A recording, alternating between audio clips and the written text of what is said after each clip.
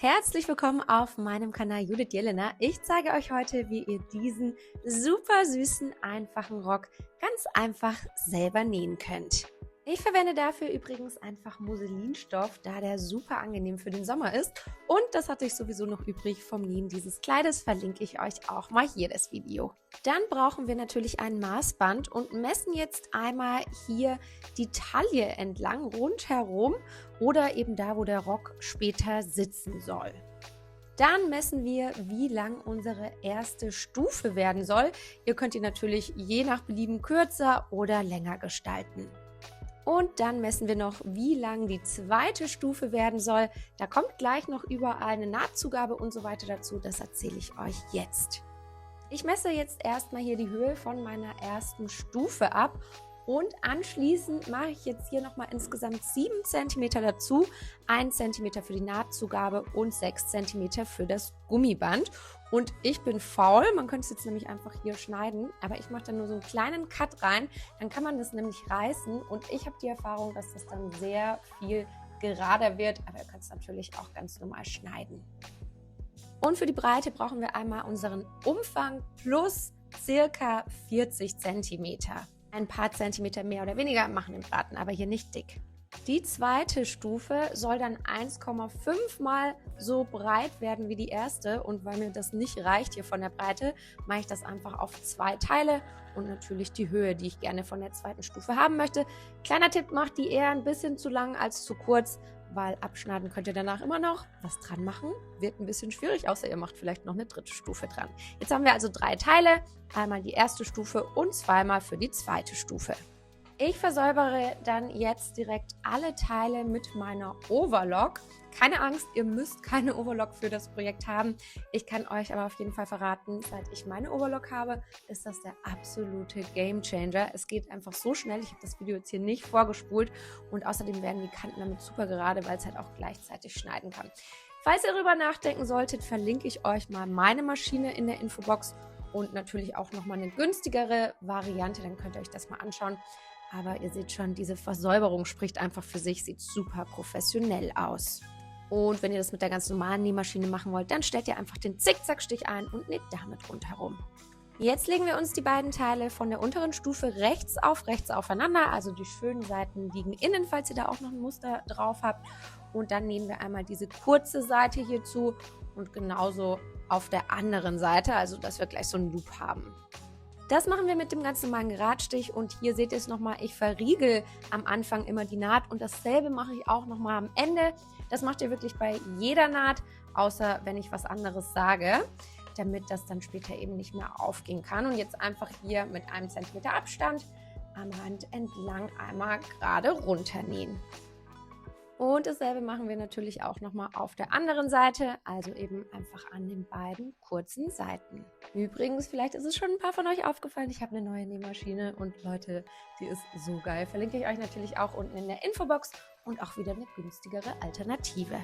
Dann nehmen wir uns die obere Stufe und hier legen wir das einfach auch aufeinander, rechts auf rechts. Und dann wird eben auch wieder die kurze Seite zusammengenäht. Und kleiner Tipp, wenn ihr das dann ganz sauber alles haben wollt, dann bügelt euch diese Nahtzugabe immer noch mal schön auseinander. Ich gebe es zu, ich werde es nicht machen, weil ich kein Bügeleisen gerade da habe und ein bisschen faul bin. Aber macht es gleich richtig. Jetzt wollen wir uns einen Teil umschlagen für den Gummiband, den wir ja dann später hier noch reinmachen. Und dafür schlagen wir uns das einfach so nach innen, dass ihr seht schon diese Bügelkante, die wir da gemacht haben, also da, wo eben das Innere ist, das liegt auch außen und da schlagen wir das ein, also dass die schöne Seite sozusagen innen liegt. Und jetzt müsst ihr einfach schauen, dass ihr das relativ genau macht. Also am besten nehmt ihr euch ein Lineal zur Hand und schaut, dass ihr jetzt überall einen Abstand von 6 cm habt und dann macht ihr euch das auch direkt fest. Ihr könnt es, wenn ihr wollt, auch nochmal nachbügeln, sodass das dann wirklich ganz genau ist. Aber wichtig ist einfach nur, dass das Gummiband dann hier später durchpasst. Also in meinem Fall nehme ich übrigens ein 5 cm breites Gummiband. Wenn ihr ein dünneres habt, dann müssen das keine 6 cm sein, sondern eben einfach so breit wie euer Gummiband plus 1 cm. kleine Unterbrechung. Ich weiß, sowas vergisst man immer total schnell, aber mir wird es wirklich super viel helfen, wenn ihr dem Video einen Daumen nach oben da lasst und meinen Kanal abonniert und vor allem einen lieben Kommentar schreibt. Dankeschön! Anschließend nähen wir uns das Ganze dann wieder mit einem Geradstich fest. Achtet darauf, dass ihr das relativ gerade macht und ihr seht schon hier im Video, ich mache das so, dass das ungefähr mit 1 cm Abstand hier zu der umgeschlagenen Kante innen liegt. Und ganz wichtig natürlich, näht das nicht komplett einmal rundherum, sondern lasst am Ende noch eine kleine Lücke von ungefähr 5 cm, die brauchen wir, um den Gummi dann noch einzufügen.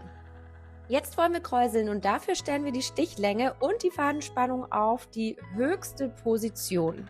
Ganz wichtig ist jetzt außerdem, dass wir am Anfang den Faden nicht verriegeln. Zieht euch den Faden auch erstmal so ein bisschen länger, wie ich das gerade gemacht habe. Und dann näht ihr mit ungefähr 1 cm Abstand hier an der äußeren Kante entlang, bis ihr dann hier bei dem Zusammengenähten ankommt. Auch hier dran denken, nicht verriegeln. Den Faden dann abschneiden und auch wieder ein bisschen länger ziehen. Und jetzt seht ihr schon, wenn wir jetzt hier an diesem Faden ziehen, dann kräuselt sich nämlich diese Kante. Also richtig, richtig cool. Und natürlich machen wir das jetzt noch auf der anderen Seite. Wir haben jetzt nur die Hälfte gemacht. Wenn ihr dann sozusagen rundherum das gemacht habt, dann könnt ihr jetzt alles kräuseln. Und da nehmt ihr euch am besten wirklich so ein bisschen Zeit, macht das mit Ruhe und mit Liebe. Umso schöner sieht das am Schluss nämlich aus. Und wenn das Rockteil, also diese zweite Stufe, dann genau die gleiche Breite wie die obere Stufe hat, dann könnt ihr die obere Stufe einmal umdrehen, so dass die schöne Seite jetzt außen liegt. Und dann machen wir das so, damit diese gekräuselte Kante, also da ist jetzt die nicht schöne Seite, also die Seite, wo die Nähte und so weiter sind, die liegt außen. Und dann legen wir uns das so hin, dass die Kräuselkante hier unten ist, dass wir das so ineinander stecken können. Also im Prinzip müsst ihr euch auch hier nur wieder merken, das muss am Ende rechts auf rechts liegen. Heißt, die schönen Seiten, wo man eben die Nähte nicht sieht, die liegen innen und schauen sich an. Und die nicht so schönen Seiten, wo die Nähte außen sind, die liegen außen oder beziehungsweise halt da, wo sie sich nicht berühren. Und jetzt stecken wir die Teile zusammen. Macht das wirklich mit Ruhe, also schiebt euch nochmal die ganzen Kräuselungen richtig schön hin, zieht die so hin, damit das wirklich schön gleichmäßig ist. Umso schöner wird dann euer Ergebnis. Und anschließend könnt ihr das Ganze dann mit 1 cm Abstand zusammennähen. Auch hier nehmt euch Zeit und macht das richtig schön ordentlich. Umso schöner wird es am Ende. Und wenn wir uns den Rock jetzt aufklappen, dann ist er eigentlich schon fast fertig. Das sieht schon richtig schön und süß aus. Da könnt ihr jetzt wirklich stolz auf euch sein. Aber jetzt könnt ihr hier noch diese Kräuselungen, die wir gemacht haben, aufschneiden und da die Fäden dann einfach rausziehen. Achtet darauf, dass ihr nicht in den Rock schneidet. Das wäre natürlich doof.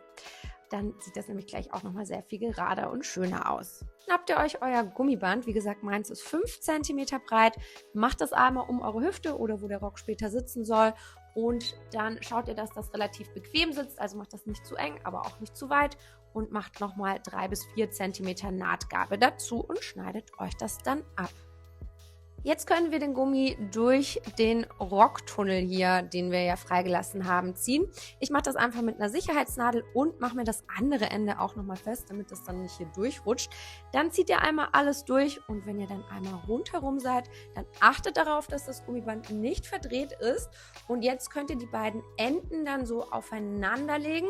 Die wollen wir jetzt nämlich gleich zusammennähen. Wie gesagt, wichtig, das darf nicht verdreht sein. Und damit das dann gleich alles gut hält, mache ich das immer mit dem Zickzackstich. Der ist nämlich sehr viel dehnbarer als der normale Stich. Und dann nähe ich die beiden Teile einfach aufeinander. Ich lappe das so ungefähr 3 bis 4 cm übereinander und nähe dann da einfach so ein paar Mal drum herum, bis das gut hält.